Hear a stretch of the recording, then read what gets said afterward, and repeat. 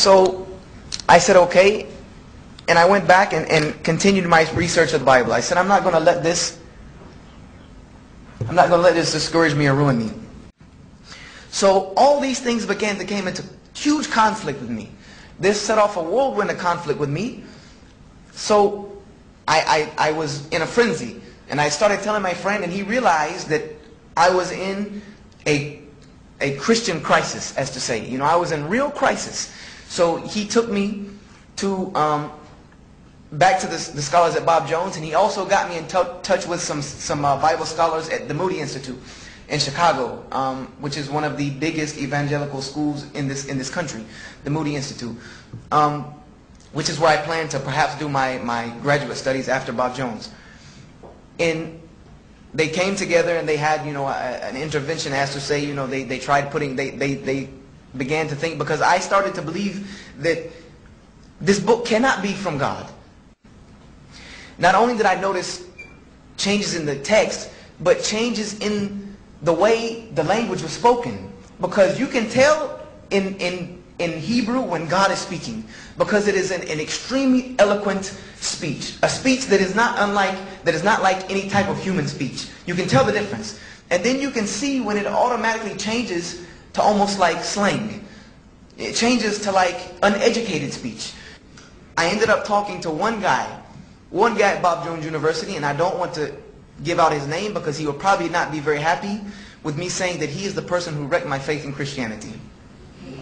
And he would not be very pleased if I were to give out his name and accredit that to him, because he's probably still a professor at Bob Jones. But he sat me down and he said, you know what, Brother Joshua? You're seeing all these things that are happening, you know, mistakes, things that don't make sense, you know, things that don't look right. And he said, you're going to see it, and you're going to continue to see it if you continue to read this book. He said, because this book was written by man's hands. And anything that has been touched by man's hands will have fingerprints still left on it. He said, so what happened was, when all these things you see wrong, is that somebody probably just made a mistake. He said the copy of the copy of the copy, the scribe who copied this person, this, so on and so forth, probably one of them made a mistake, and somebody copied his mistake and made his own mistake, and then that person compounded the other person's mistake, and maybe somebody came back and corrected one person's mistake and then added his own. He said, so that's probably what happened, and you have the final product of all of that. And that just, I had to sit down and actually take that for a second, because I was fighting inside myself to try to keep this book at the status that it has always been in my home, the inerrant Word of God. This is how I was taught. Inerrant Word of God without error. I left Christianity altogether. I decided that I knew God existed. For that was for sure. I could look around me and tell God existed. That was a no-brainer. I knew God existed. I knew He had a purpose for my life. I knew that there were prophets. I knew all of these people were not remembered so well in history and they did nothing. So I knew there was something behind all of this. I just wanted to find it. So I started studying every religion I could find. I knew that God's true religion would be balanced, for sure. Because life is balanced. In order for life to exist in harmony, it must be balanced. And in every one of them, I would see glimpses of the truth. I would see glimpses. And I don't want to discredit Islam. I don't want to discredit Islam, because I went to the public library and pulled out a book on Islam.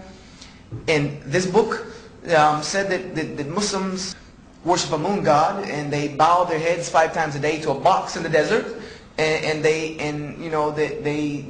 can have as many women as they want, and you know that they're all Arab, and you know, things of this nature. And what else did it say? Oh yeah, that they can kill non-Muslims anytime, any place, in any way they wish without scrutiny, and that they would get 70 virgins in heaven and all this other stuff. So needless to say, I made it about 4 chapters in the book.